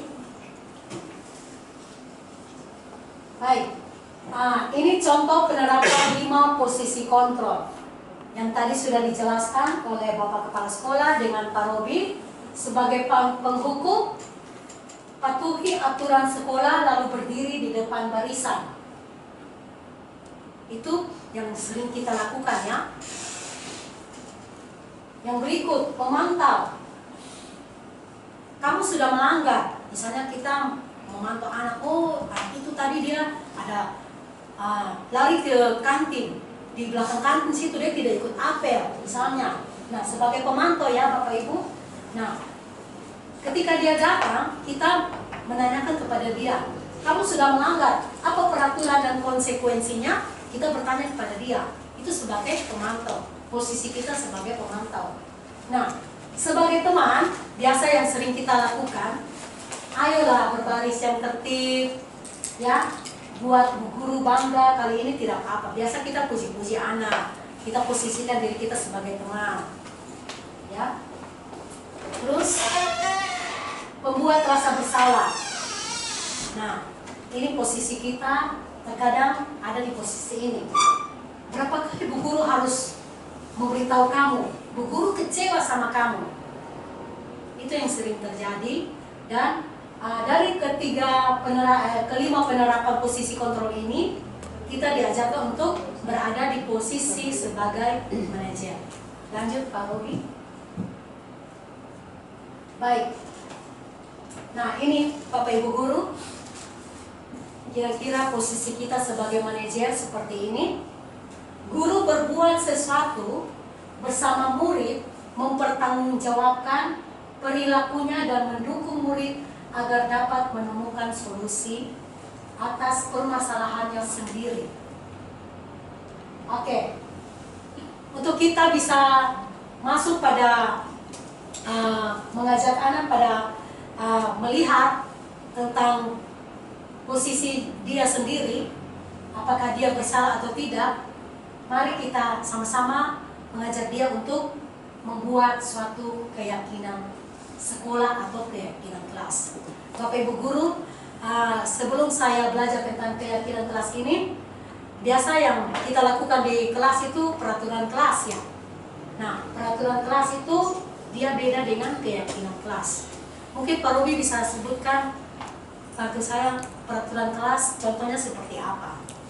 Peraturan kelas seperti datang terlambat, tidak mengerjakan tugas yang diberikan oleh Bapak Ibu Guru. Itu salah satu contoh untuk peraturan kelas. Ada yang bisa menambahkan? Silakan. Peraturan kelas itu contoh-contohnya seperti apa? Yang biasa kita buat. Bapak Ibu mungkin di dalam kelas kita sebagai wali kelas, sebelum kita belajar, kita buat peraturan kelas dulu supaya anak-anak patuhi agar mereka bisa belajar dengan baik. Atau bagaimana? Misalnya jadwal piket belum dilaksanakan, kelas masih kotor, itu bisa jadwal piket. Ya, peraturan kelasnya harus dijalankan. Oke. Jangan membuang sampah sembarangan, itu peraturan kelas. Jangan membuang sampah sembarangan. Oke, ada lagi? Jangan membuat keributan. Jangan membuat keributan. Oke, baik. Oke, terima kasih.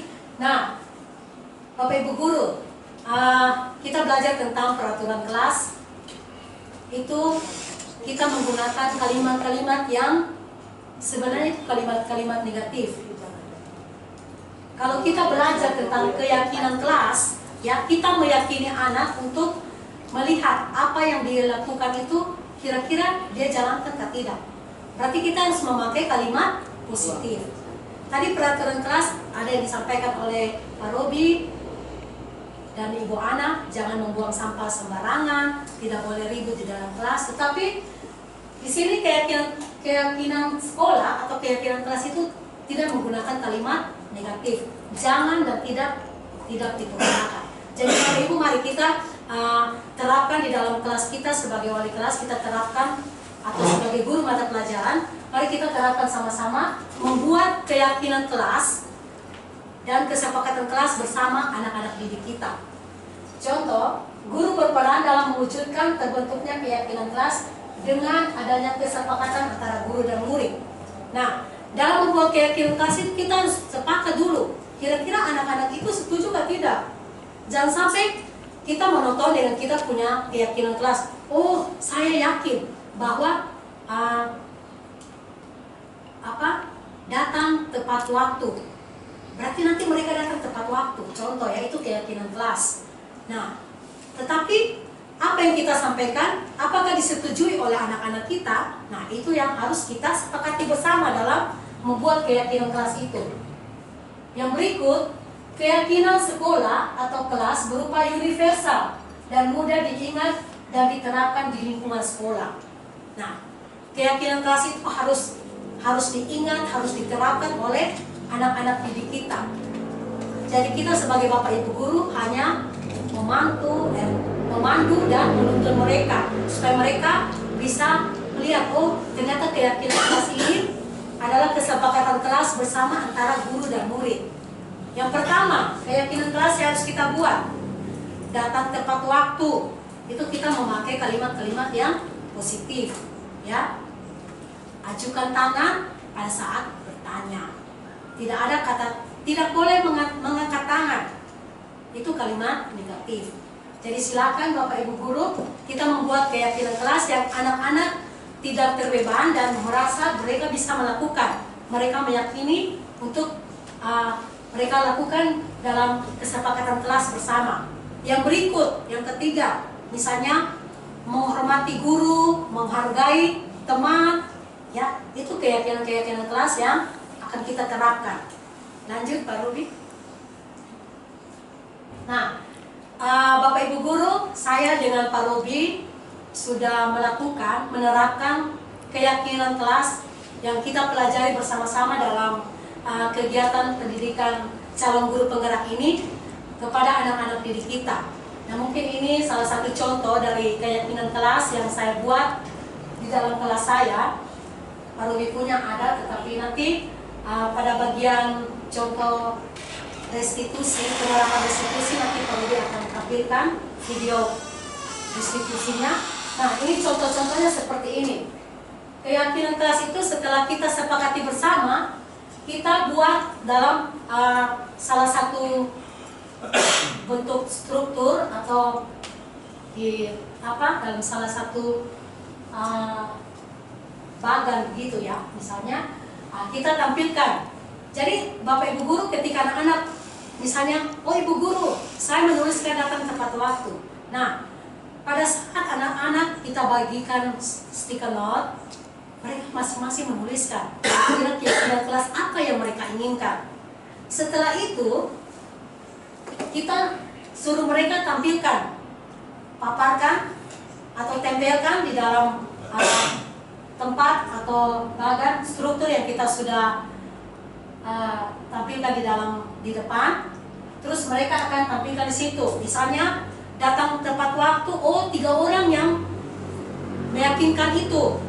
Agar di kelas ini semua anak-anak dan Bapak Ibu guru harus datang tepat waktu, masuk ke kelas. Nah, itu ditempelkan. Mungkin 2-3 orang anak kita tempel secara berturut.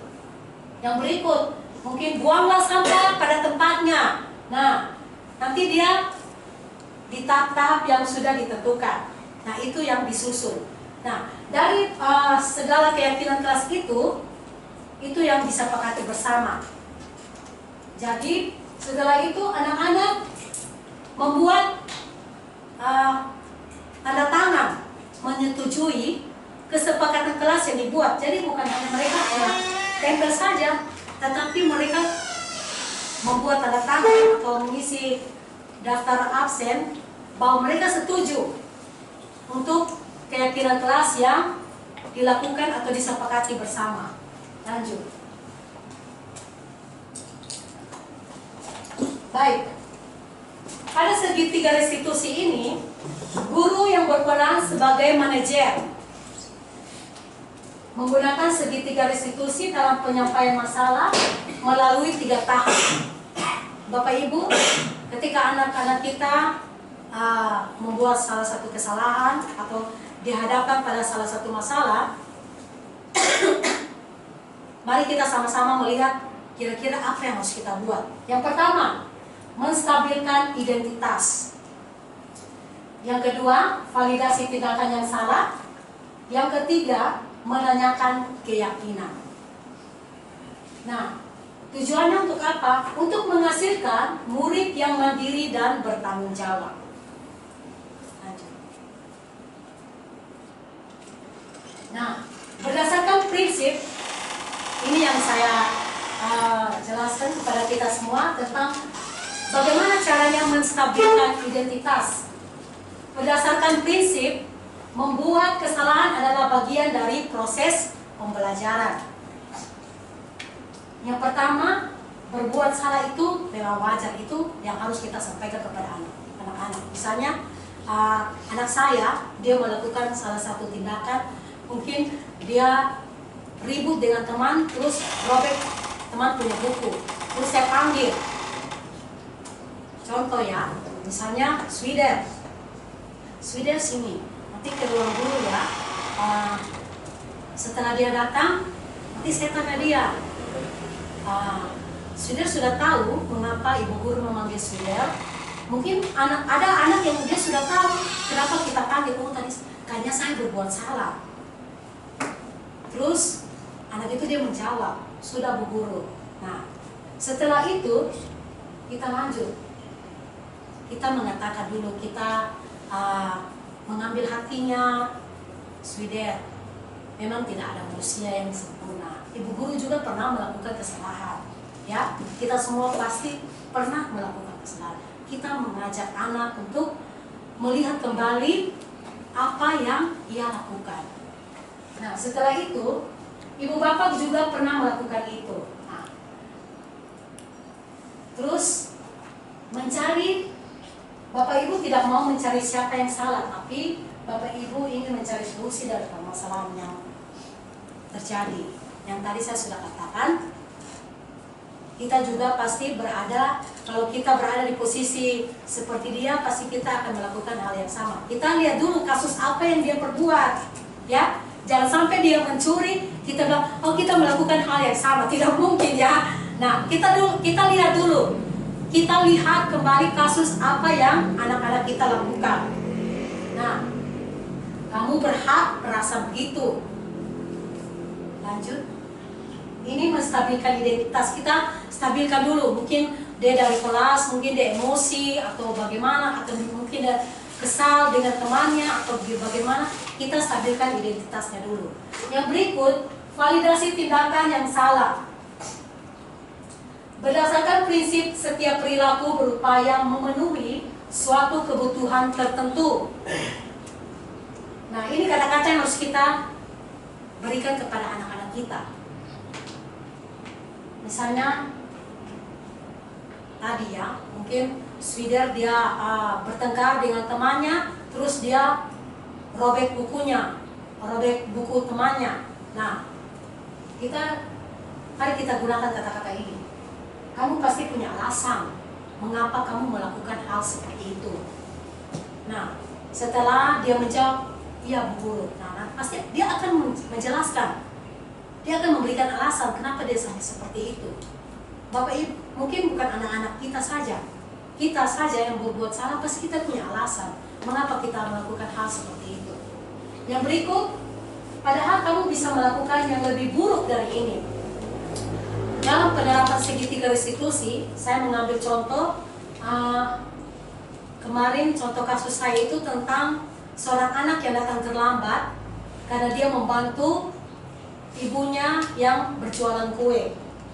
Nah, kita akan mengeluarkan kalimat-kalimat seperti itu, mengatakan kamu patut bangga karena telah melindungi sesuatu yang penting buatmu. Misalnya, walaupun dia terlambat, tetapi dia menunjukkan salah satu nilai positif dari kesalahan yang dia buat, Bapak Ibu. Nilai positif itu apa? Dia berbakti kepada orang tua. Dia datang terlambat, tapi dia masih membantu orang tuanya. Itu yang kita harus lihat. Yang berikut, Kamu melakukannya karena mempertahankan sesuatu yang penting bagimu. Nah,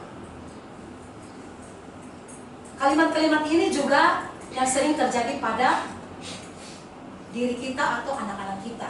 Ketika kita berbuat satu kesalahan, pasti ada salah satu yang alasan mengapa kita mempertahankan itu. Ini validasi tindakan yang salah ya. Yang berikut kita menanyakan keyakinan. Berdasarkan prinsip teori kontrol bahwa pada dasarnya kita dimotivasi secara intrinsik. Nah, kalimat-kalimat apa yang harus kita lakukan Bapak Ibu? Apa keyakinan kelas kita setelah anak-anak dia menyampaikan kesalahan, alasan yang dia perbuat, mengapa dia buat kesalahan seperti itu, dia sudah menyampaikan alasan. Terus kita memberikan salah satu nilai positif. Mungkin kalau misalnya dia berbuat yang positif, kita akan memberikan salah satu kalimat-kalimat positif baginya agar dia juga tidak merasa bersalah. Nah, setelah itu baru kita menanyakan, kira-kira melalui tindakan yang kamu buat itu, kamu ingat tidak keyakinan kelas yang sudah disepakati bersama? Kira-kira kamu ingat tidak? Pasti dia akan ingat Bu Guru. Nah, nilai-nilai apa yang telah disepakati bersama? Misalnya, datang tepat waktu. Nah, itu pasti dia akan ingat dan dia akan menjawab kembali. Yang berikut, seperti apa gambaran sebuah kelas yang ideal menurut kamu? Nanti kita tanya kepada dia, kira-kira kamu mau apa? Supaya memperbaiki kesalahanmu itu, kamu harus berbuat apa? Kita mengajak dia untuk memperbaiki kesalahan dirinya sendiri. Kita tidak perlu capek-capek bilang, kamu harus buat begini, kamu harus buat begini. Tidak usah. Kita mengajak dia untuk memikirkan kira-kira apa yang harus dia buat. Yang berikut, kamu ingin menjadi seorang seperti apa? Nah, itu proses-proses atau tahap-tahap yang harus kita perbuat ketika kita dihadapkan kepada anak-anak yang membuat salah satu kasus atau masalah. Baik Bapak Ibu Guru, dengan menjalankan budaya positif di sekolah, maka akan mempermudah tercapainya tujuan pendidikan sesuai dengan filosofi Ki Hajar Dewantoro, ya, yaitu pendidikan yang berpihak pada murid, menuntun kekuatan kodrat yang ada pada murid. Itu kekuatan kodrat ya. Artinya kita mengajak anak untuk melihat kembali apa yang dia lakukan, itu salah satu kekuatan kodrat yang ada pada diri mereka. Budaya positif akan terwujud jika seorang guru memiliki 5 nilai peran guru penggerak, di antaranya berpihak pada murid, reflektif, mandiri, inovatif, kolaborasi. Budaya positif dapat terwujud dengan mengajak semua warga sekolah untuk berkolaborasi bersama. Jadi Bapak Ibu Guru, di sini bukan hanya tugas kita sebagai calon guru penggerak saja, tapi di sini saya dengan Pak Robi ingin sekali dan merindukan jika Bapak Ibu Guru juga terlibat dalam melaksanakan apa yang kita sudah pelajari bersama-sama pada hari ini. Kita terapkan, mari kita terapkan sama-sama di kelas kita sebagai guru mata pelajaran maupun sebagai wali kelas. Nah, tujuan akhirnya seperti ini Bapak Ibu. Ketika kita belajar tentang budaya positif, pasti ada kaitannya tentang visi guru penggerak. Yang berikut tentang nilai dan peran guru penggerak. Terus semuanya itu sesuai dengan pemikiran dari Ki Hajar Dewantoro, yaitu berpihak pada murid, yang semua kaitannya itu ada pada profil pelajar Pancasila.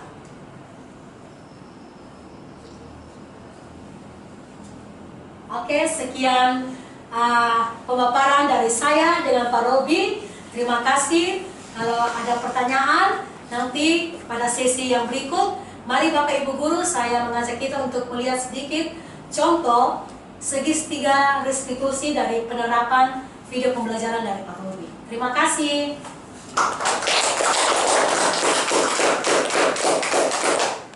Amazing.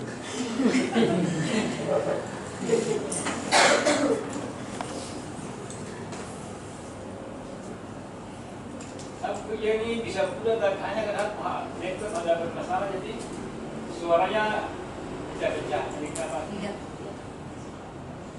Saya jelaskan saja, kita nonton belajar ya.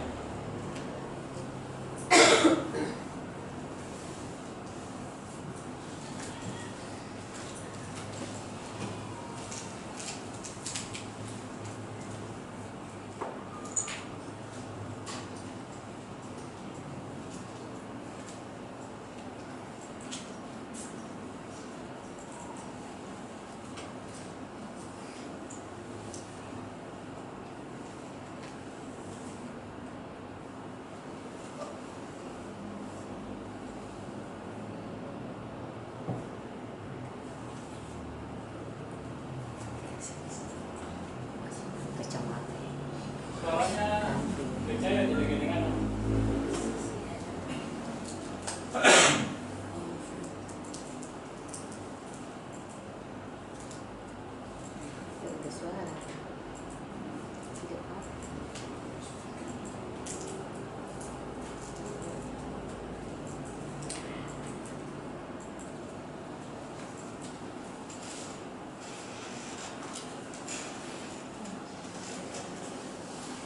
ini yang disebut tadi Bu dan seketika restitusi begitu kan.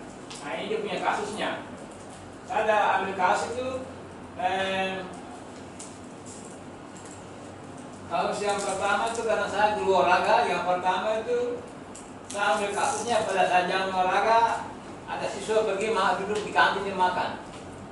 Kasus yang kedua siswa tidak membawa baju olahraga pada saat jam olahraga. Dua kasus itu karena saya guru olahraga. Ini dia punya kasusnya di kasus. Hanya saja kasusnya dia punya ini kan kami harus hafal. Jadi ketika menonton videonya agak sedikit nyontek sedikit.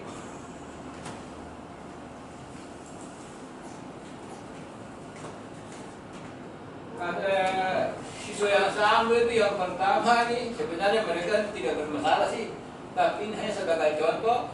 Saya ambil siapa ini? Anastasia.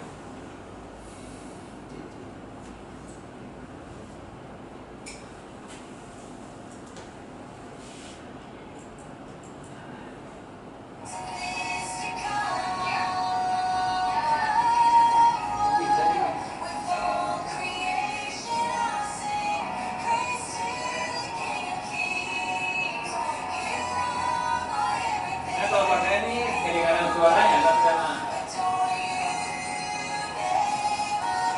ini segitiga itu pertama seperti yang tadi Bu ini jelaskan itu validasi dulu, validasi.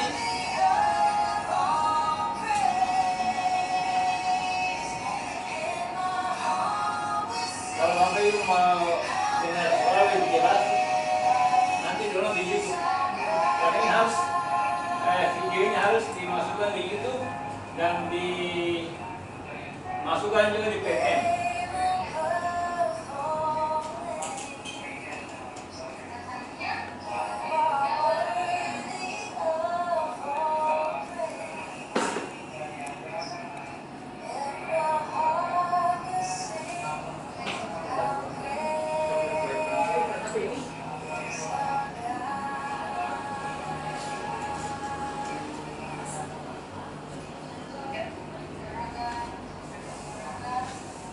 Ini saya menanyakan dia punya solusi sendiri bahwa dia menemukan bahwa solusinya adalah harus membawa baju olahraga. Nah, yang ini Elo. Kasus ini kasusnya tidak membawa baju olahraga, sedangkan ada satu tadi tentang pada saat jam olahraga dia pergi makan di kantin jam olahraga tapi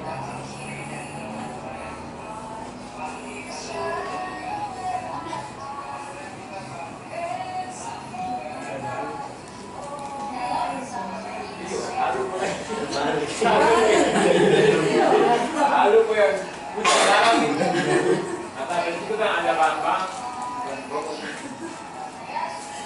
Itu gudang garam. Kalau sudah masuk kan begitu kalau Harus drop gitu.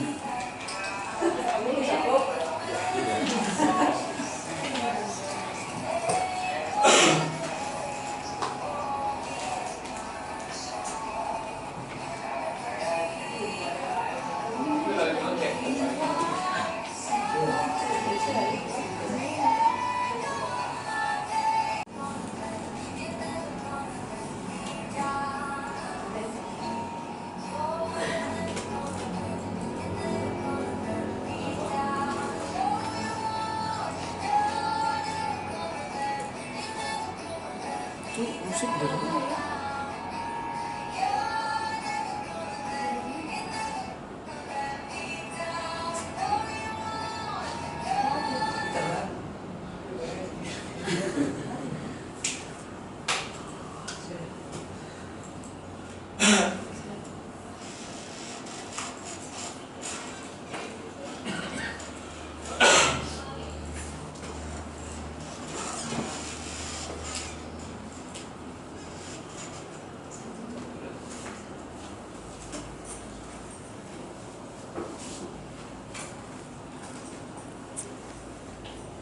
Baik Bapak Ibu, demikianlah pemaparan dari saya dengan Pak Robi. Di sini kita berdua berkolaborasi untuk menyampaikan apa yang kita pelajari tentang budaya positif.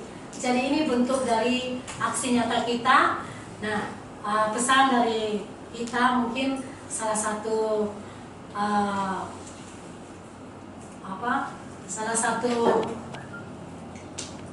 kebahagiaan tersendiri jika Bapak Ibu guru juga melakukan hal yang sama. Mari kita sama-sama untuk berkolaborasi menciptakan budaya positif di sekolah kita. Demikian, terima kasih dan saya kembalikan kepada MC.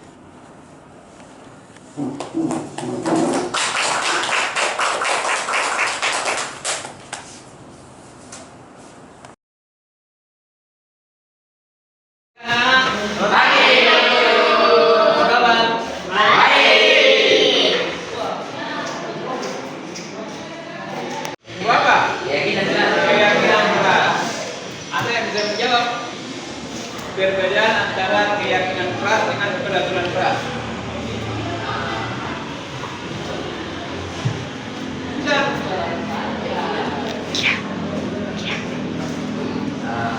Kelihatannya baru jelas itu perbedaan keras itu apa, keyakinan itu apa.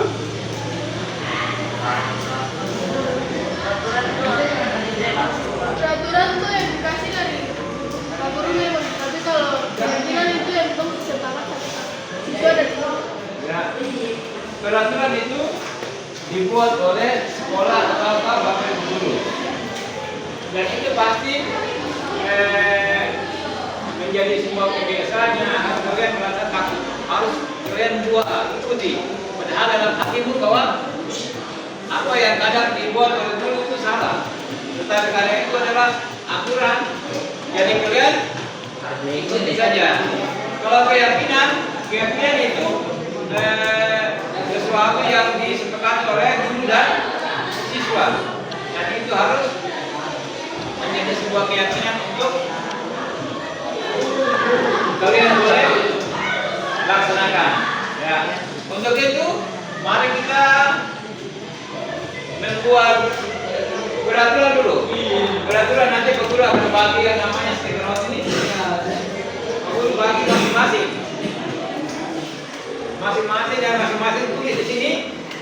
Setelah itu tempel di kertas sebelah sini. Nanti yang sebelah sini. Nanti kita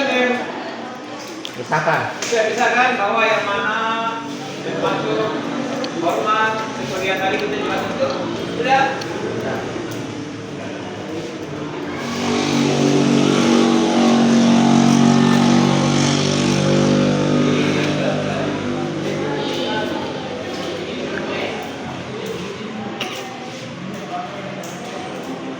Langsung tulis ya. Yang ada tidak boleh bertanya, itu kau punya keyakinan, kau punya keyakinan bahwa mau buat seperti itu. Harus bisa. Ah.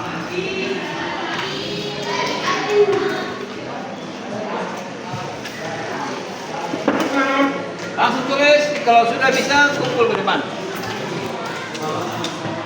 Stempel di depan sini.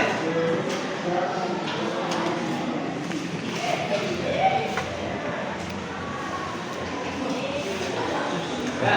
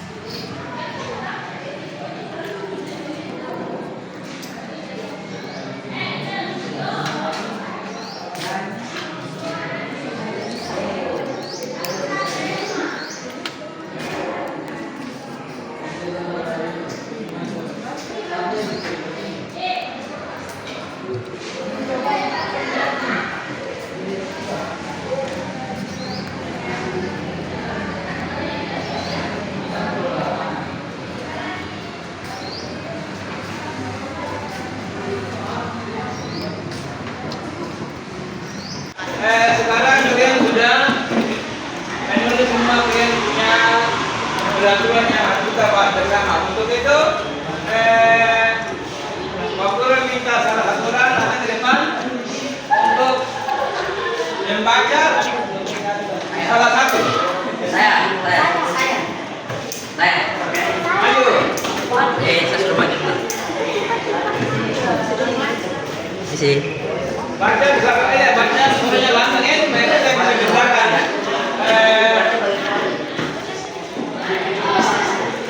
Balik depan. Sambil balik depan.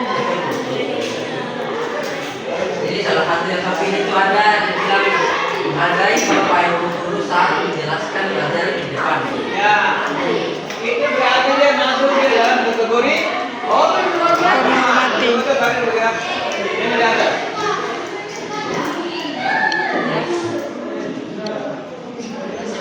Ada lagi yang mau membaca? Maju. Nah, ada tiga hal di atas ya, tiga hal di atas. Ada hormat, ada apa tuh? Bekerja. Bekerja apa tuh? Lihat baik sana. Bekerja, diterima dan Baca satu. pusing banget. Boleh membawa HP atau menggunakan HP di saat jam pelajaran kecuali apabila suruh atau minta. Ah, menurut kalian Anda berada kategori mana sana? Menghormati. Hormat. Ya, hormat. Kita juga pakai HP kita ambil dulu. Dari Pak Guru yang bilang. Di atas ya. Ada lagi sampai maju. Saya maju. Sudah, belum ada. Sudah maju.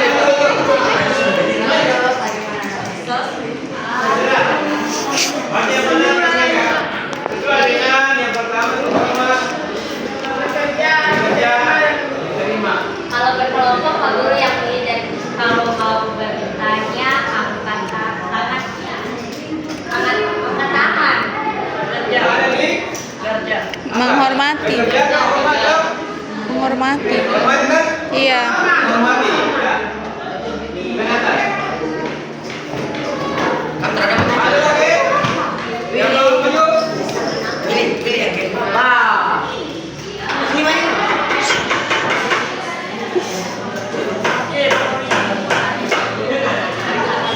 Yang 4 ya. Mengerjakan tugas apapun tanpa menunda-nunda. Ya. Bekerja. Bagaimana? Bekerja. Bekerja. Bekerja. Bapak. Lihat. Ini masih. Wah. Ya.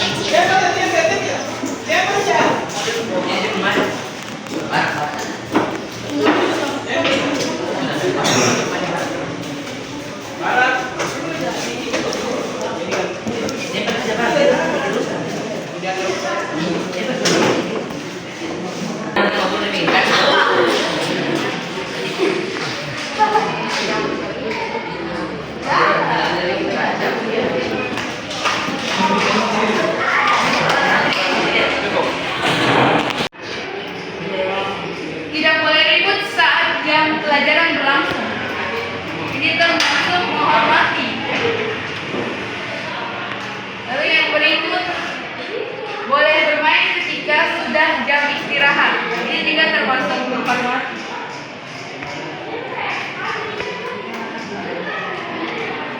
Menghormatilah orang tua, bapak ibu guru dan teman-teman. Ini termasuk menghormati.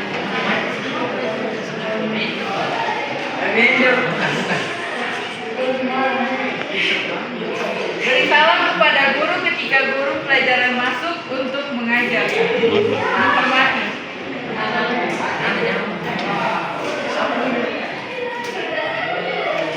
Buang sampah pada tempatnya.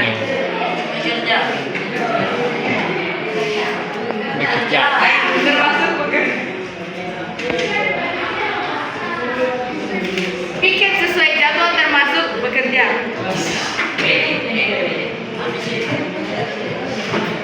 Dilarang makan pada saat jam pembelajaran termasuk menghormati. Oh ya.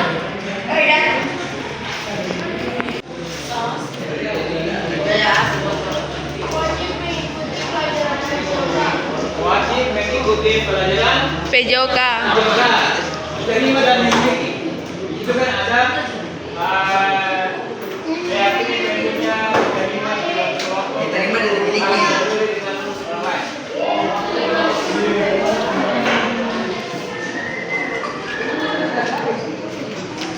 Terus lima. Makan dan minum saja istirahat. Makan itu wajib. Kalau tidak makan itu Boleh makan saat istirahat.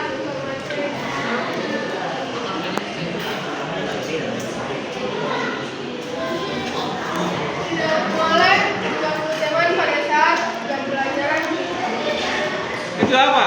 Kalau teman Menghormati.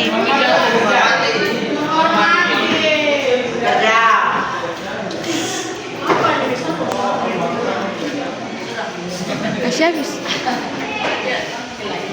Tidak boleh main HP pada saat pelajaran.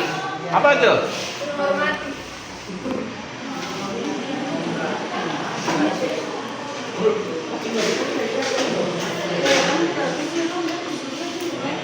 Saling membantu sesama teman yang diinginkan dalam istirahat. Apa itu? Hah? Diterima dan dimiliki. Membantu dan menerima.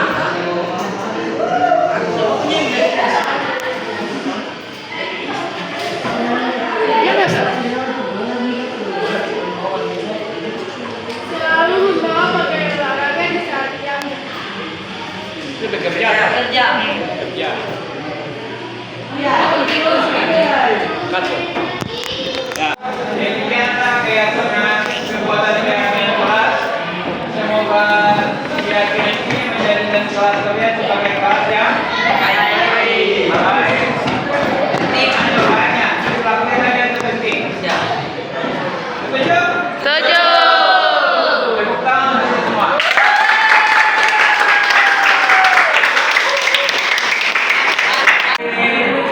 Ya. Dari hasil apa yang kalian dapati menghasilkan kalimat seperti di atas. Yang pertama, ada yang bisa baca? Kalimat yang pertama. Kami meyakini untuk menghormati barang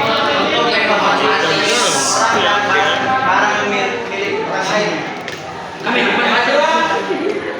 Kami meyakini bahwa saat ini untuk mengerjakan segala pekerjaan untuk menjadi ikatan hubungan. Yang ketiga, Kami meyakini bahwa melaksanakan bahasa terima pada suatu kelompok dan saling bekerja. ya. Sudah lewat.